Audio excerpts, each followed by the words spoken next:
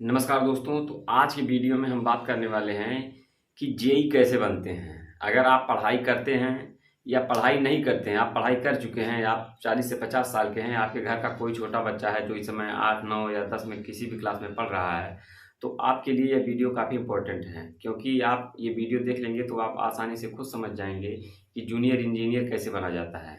गांव में आजकल बहुत ज़्यादा भौकाल हो गया है जेई का। जब भी अगर आप देखिए आपके गांव में अगर किसी का कनेक्शन सही नहीं है और जेई आ गया है तो काफ़ी ज़्यादा परेशान होता है और ऐसा लगता है कि जैसे जेई आया है तो अभी उसको आजीवन कारावास कर देगा। इतना लोग डरते हैं कि जैसे किसी की हत्या कर दी हो। तो जूनियर इंजीनियर यानी जेई कैसे बनते हैं, आज की वीडियो में हम इसी पे चर्चा करने वाले हैं। दोस्तों, जेई बनने के लिए जो है आपको क्लास 10 पास होना चाहिए। आप 10वीं अगर पास हैं तो इसके बाद आप जेई बनने के लिए एलिजिबल हैं, बशर्ते आपको एक डिप्लोमा करना होगा। आप अगर क्लास 10 पास हैं तो आपको करना होगा पॉलिटेक्निक डिप्लोमा। अगर आप बिजली विभाग में जेई बनना चाहते हैं तो आपको इलेक्ट्रिकल इंजीनियरिंग से डिप्लोमा करना होगा। अदरवाइज अगर आप दूसरी ब्रांच में जाना चाहते हैं, जैसे रेलवे में जाना है, तो वहाँ मैकेनिकल, इलेक्ट्रिकल या सिविल तीनों चलता है। जबकि अगर आपको बिजली विभाग में करना है तो वहाँ आपको इलेक्ट्रिकल से अनिवार्य है डिप्लोमा करना। डिप्लोमा यानी पॉलिटेक्निक डिप्लोमा, जो 2 साल का भी होता है और 3 साल का भी होता है। अगर आप हाई स्कूल करने के बाद पॉलिटेक्निक डिप्लोमा करने जा रहे हैं तब वो आपका 3 साल का होगा। लेकिन तो आप चाहते हैं कि हम 2 ही साल में डिप्लोमा करें, तो इसके लिए आपको इंटरमीडिएट पास होना चाहिए या आप आईटीआई पास हों।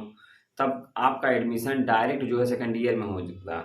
हर कॉलेज में 5 से 6 सीट ऐसी होती है जो डायरेक्ट सेकेंड ईयर में एडमिशन होता है बच्चों का।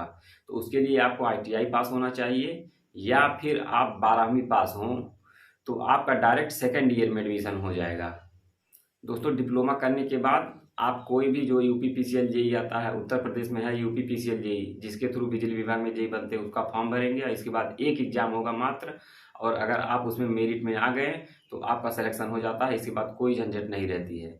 इसी तरह से अगर आप रेलवे में जेई बनना चाहते हैं तो रेलवे का फॉर्म आता है। रेलवे में इस समय 2 पेपर हो रहा है। पहला पेपर आपका क्वालिफाई हो जाएगा प्री, इसके बाद मेंस आपका होगा। मेंस क्वालिफाई होगा, इसके बाद आपका डॉक्यूमेंट वेरिफिकेशन होगा, मेडिकल होगा, इसके बाद आप जेई बन गए। तो इस तरह से जेई बन जाते हैं।